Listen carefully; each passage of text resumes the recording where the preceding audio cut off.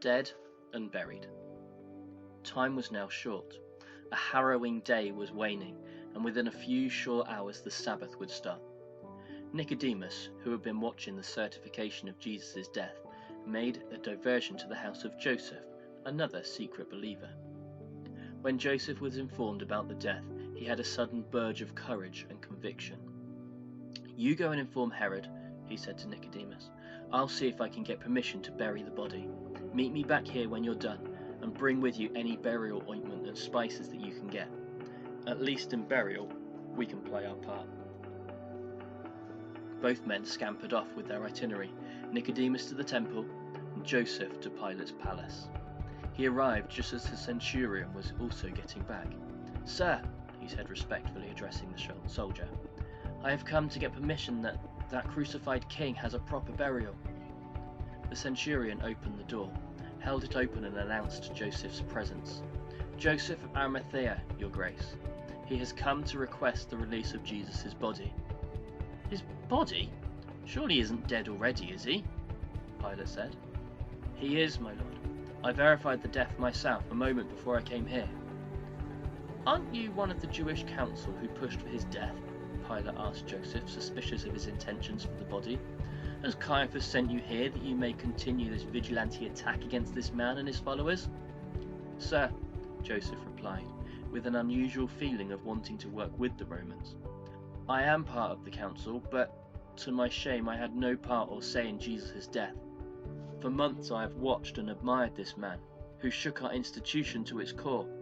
Yet, despite Caiaphas' accusations, never did he say anything against our God or our scriptures.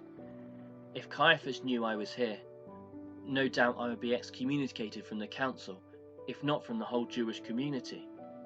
I just want to see that Jesus' body is properly buried and cared for. Please release it to me so I can do this." Half an hour later, having both successfully completed their tasks, Joseph and Nicodemus began to walk back to the crucifixion site, together with armfuls of bandages, ointment and oils, ready to prepare the body for burial as best they could. As they arrived at the top of the hill, they saw Jesus' lifeless body still pinned to the cross, and then noticed Mary hugging the pierced feet and sobbing, unable to be comforted. Nicodemus and Joseph showed the release papers to the Roman guards.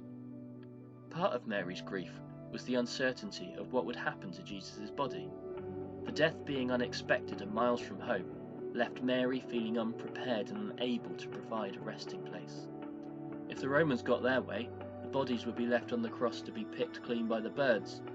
If the Jewish council took control of the body, it would likely be thrown into an animal's pit. The only hope of her son being properly laid to rest was for a local man to be granted permission to bury her son on the family's behalf. Therefore, hearing the news about Joseph and Nicodemus was a relief and an answer to her prayers. She let go of her son's feet and ran over to the two counselors and hugged them both. The Romans used a large pair of pliers and removed the nail which had been driven through his ankles, before propping a ladder up against the crossbeam and extracting the nails from each of his wrists and cutting the ropes away also. The body was not dropped, but it wasn't taken down as carefully as Mary would have liked. The moment it touched the floor, it became the property of Joseph, and the guards backed away. His mother, Mary, was again the first person to the body, closely followed by Mary Magdalene.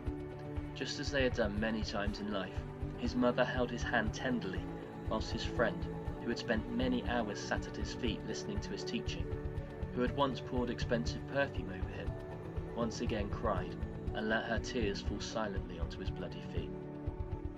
Joseph had purchased some land in a beautiful, peaceful garden, and had commissioned a new tomb to be carved into the rock there, with the intention of one day being buried there himself.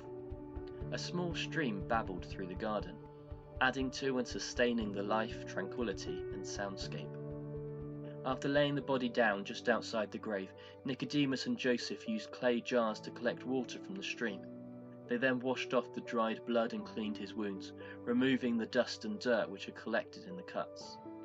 After 30 minutes or so, although heavily lacerated, looking much cleaner and almost human-like, even some of the swelling and bruising had gone down from his face, they started to recognize, as the revealing, face of the mourners knew and loved. The ointments Nicodemus had brought were intended to lessen the smell of rotting flesh while it decomposed in the ground. As he removed the lid from the container, the smell instantly triggered memories for Mary. The bitterness of the myrrh took her back to a small house in Bethlehem, where she, on Jesus' behalf, accepted 3 unusual gifts. The gold had been very useful in funding the family's asylum in Egypt. The frankincense had been used during family devotions when Jesus was growing up, and the myrrh had been used to anoint Mary's husband's body on his death a few years ago. Yet, until now, never had she genuinely expected to see the time when this last gift was used on her own son. Meanwhile, upon hearing Jesus had died, Caiaphas also went to the palace to seek ownership of the corpse. However, when he was told it had already been released to the friends and family, many of his fears came rushing back again. His friends and family believed Jesus' claims that he would be raised from the dead, he fretted to the Roman governor. Obviously, if they have control of the body, they will just simply hide it and claim that he is still alive. Then all my people will also believe this lie, and we'll have greater problems on our hand. Quick, lend me some of your guards and tell me where they're planning to bury him, so that we can oversee the procedure and ensure the body is protected. You have your own guards, use them, Pilate replied, not wanting to be involved any longer or embroiled in any deeper than was already was. But your elite soldiers are incorruptible, unmovable, incomparable, and untouchable. When it comes to standards of protection, the only way to ensure the body remains safe is if we have Romans on patrol, Caiaphas said. His flattery seemed to work, and he was assigned a sentry to stand by the tomb to ensure the body was laid to rest and that it remained that way, at least until after 3 days had passed.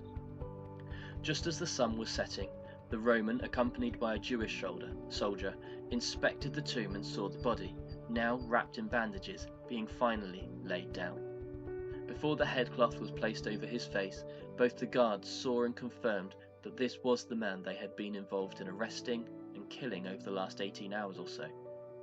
With a respectful, somber silence, the 2 soldiers and 2 council members left the tomb and stepped back into the dimming light of the garden. The olive and fig trees were tinged with an orange glow, casting long shadows as the birds began to come and roost in them, whilst the stream continued its eternal journey, invisibly bringing nourishment, cleansing, and life. Yet the effect of the water was not the greatest unseen and truly eternal force flowing from that garden. Greater than the trees, greater than the passing light, and greater than the water was the spring of love which had now been planted in the ground. The men pushed the freshly cut ceiling stone into place, secured it with a locking pin, and held it fixed in its location. The guards stood to attention, one to the left and the other to the right of the stone, and began their silent vigil.